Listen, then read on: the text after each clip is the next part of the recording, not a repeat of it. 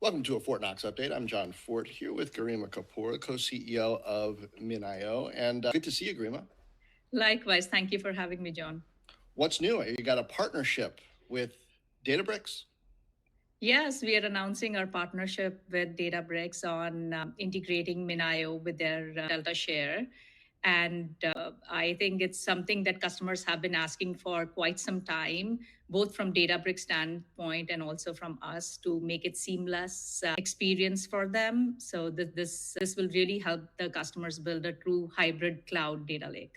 So practically speaking, what will this enable that wasn't possible before? So previously, what customers were doing from MinIO standpoint was that MinIO sits on their private cloud data lake infrastructure, and we all know that no two data scientists can agree on same set of tools. So some of the scientists, if they wanted to use Databricks or other tools in the cloud, what they were doing with MinIO was that they were replicating the data to public cloud with batch replication, maybe only certain subset of data that needed to be available for them. So that is how they were using. Now with this integration, now Databricks can directly read the data on top of MinIO, so that this will help with the data sprawl and duplication of the data that was happening before. So efficient data management. So does that mean the data stays in the on-prem or Yes. private infrastructure, and Yes. Databricks is simply able to read into it as necessary? You don't have to go through the problem of having to take pieces of data, put them somewhere else, both the security implications of that and just the lift and time of moving terabytes or more of data? That is absolutely correct. I couldn't have said it better. Well, you actually build things. It's my job to say things. So I hope I'm able to say them decently well. How much of that is going on, and how many? I mean, this is the plumbing of API calls in the past and things that enable processes to work more quickly and more seamlessly. How much of that is going on? How much is still to do? It is done. And this was not just with this company. I mean, with so many other partners out there. How much are we into this stage of more and more of this happening? This is the world that we are going to live in, because if you see how the world or the industry is moving towards is convergence of data and AI team, right? And what we see this happening is in terms of seamless movement of application, no matter where the data persists. And bulk of the data is getting generated outside of public cloud and also getting processed outside of it. So I think that's the reality of it all, right? And AI stack is all about making sure that you are able to leverage the massive amount of data underneath and able to extract the value on top of it. So Databricks is, of course, like a first step, and they are the biggest player out there when it comes to analytics, workloads. And this is definitely a first step. But we see this more and more happening because compute can be wherever, but data has gravity, and that's where we see bulk of the data persisting on platforms like MinIO and applications being wherever they need to be. How are you seeing the demand trends shift from customers, as in the markets we're seeing all kinds of fears and hopes around how quickly AI will transform things? I think this is inevitable, right? We are living and breathing in this world. In Silicon Valley, of course, we think that the world is already there. But the way AI is diffusing across the organizations, it's pretty incredible. We have not seen this amount of excitement, I think, since forever in the tech industry, and rightfully so, right? So it is happening real time, and it's only going to accelerate as AI stack becomes more and more mature. So this is the reality that we are living in right now. I mean, to what degree are you seeing companies and customers upping their game because they're afraid of being disrupted? To what degree are you seeing the potential disruptors pushing in, expecting that they're able to gain more of a foothold during this period when the incumbents look weak? So you have to look at it from a lens in terms of where the organizations really are. If you are thinking about very core enterprises that are, 50, 60, 100 years old enterprises, for them to move forward, it is a big task to inherit in terms of how to get their organizations AI ready. And they are taking it in a very step-by-step approach as compared to organizations which are just, born post 2022, for them it's a very different game altogether, right? On how they adopt and look at the technology. And a lot of times it is the people that come in the way of adopting anything. That's always the bigger bottleneck. So for the mainstream enterprises, I think it's really like a top down initiative where CIOs are really taking into account where their data, what their data strategy needs to look like, and how they can leverage AI, to make sure they're able to get the value out of it. If I remember correctly, last time we talked, you talked about the neo clouds being the new hyperscalers. Yes. And since then, there have been increasing concerns about the leverage and the financing environment out there. Do you still feel that way? And besides the innovation, is the stability there for the neo cloud players to continue to push their innovative ideas? Yeah, it's very interesting dynamics that we are seeing in the market. Neo clouds, if you see how they were born or the decisions that they took, it's all about GPU per hour, right? For them, or tokens per hour, what they are giving to their customers, and they made the decisions regarding compute and network. That because that's what they are selling.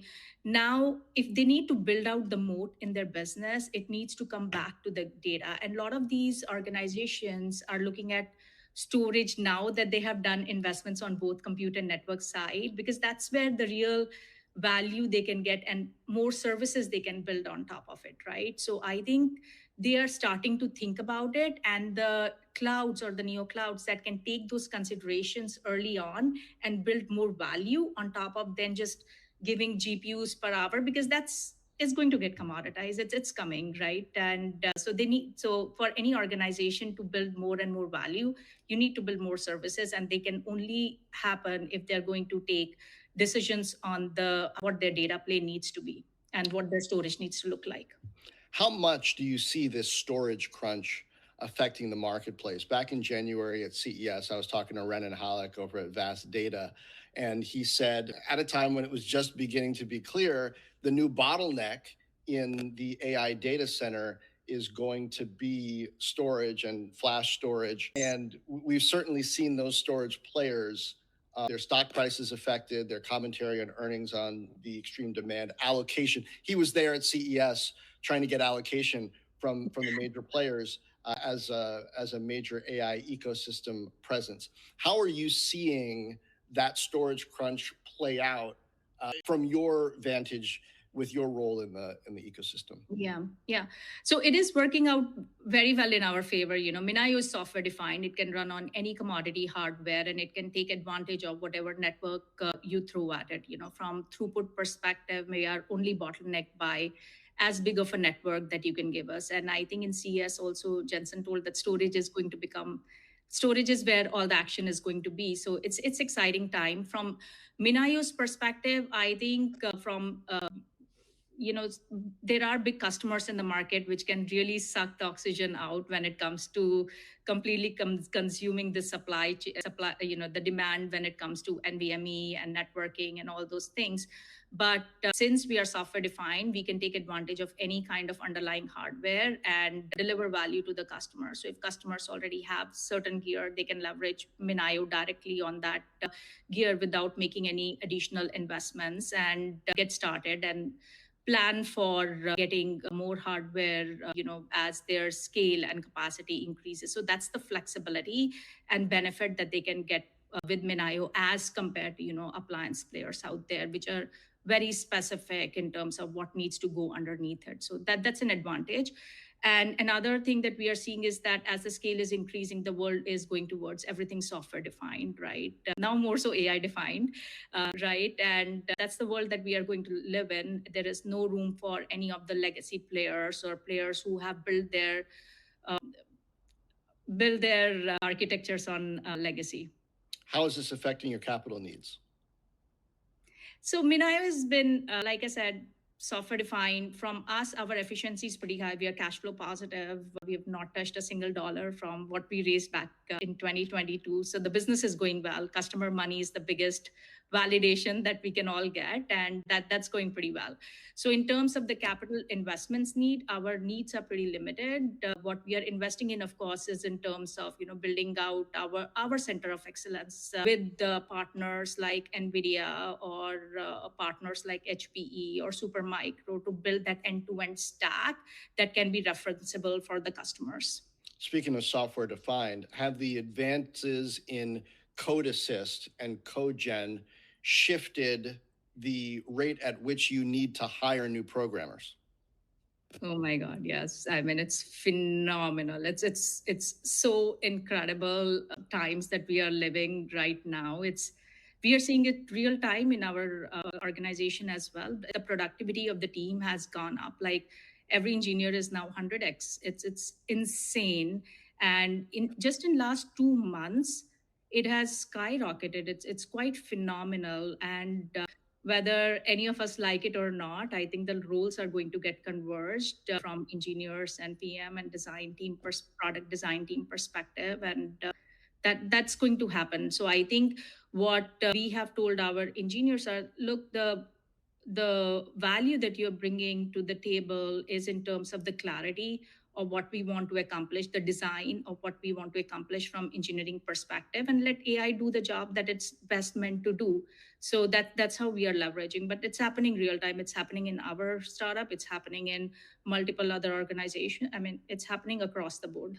I'm starting to get concerned that there are invisible, for now, bottlenecks that are going to arise. One of them being, sure, it's possible for one person to envision and orchestrate the creation of all this code, but can that person then keep track of all of it?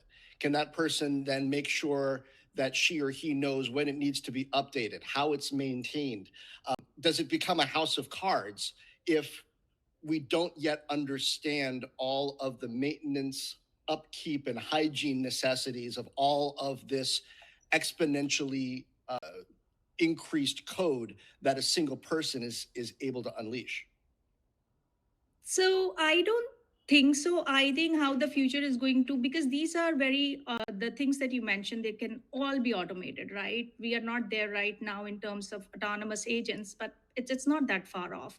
So I think all these things that you have mentioned can all be taken over by autonomous agents. And I'm not saying that you just need one engineer, but you need people who are curious and who understand what the end product needs to look like. I think that's a maturity in thinking and mature engineers that you need, rather than the entry level people who were just coding all day long and doing very mechanical work. That's all, of course, going away, and AI is taking over that. And AI is pretty good at it. It's quite incredible. It is indeed, Garima. It's great to catch up with you with this latest news and a look at what's happening in the marketplace. Likewise. Thanks, Jon.